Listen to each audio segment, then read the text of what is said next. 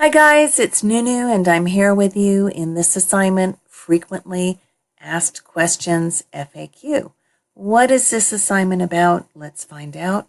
I'm going to scroll down and the first thing I see is a video about this assignment.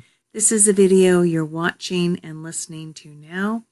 Below it we have two links, a timeline and the assignment purpose, and we have directions and we have 10 questions.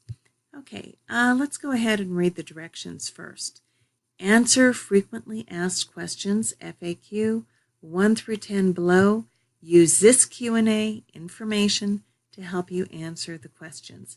Number your responses 1 through 10 and post them in this assignment. Okay, so the questions, we've seen them already.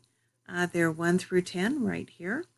And the answers to these questions are in this link.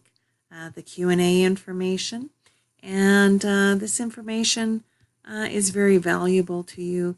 It contains some great information that you need, such as all the readings when you need to read them. Okay, I'm going to scroll up and I'm going to click on the back arrow to get back into our assignment, and I'm going to click on the timeline.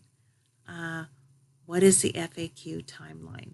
Submit your answers to the 10 questions by 11:59 p.m. on Sunday.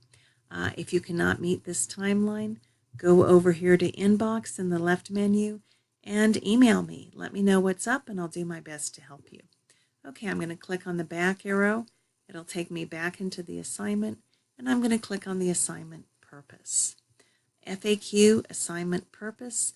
The purpose of this assignment is to provide an orientation to this class, how it's organized, what to read by what date, and how the teaching grading process is conducted.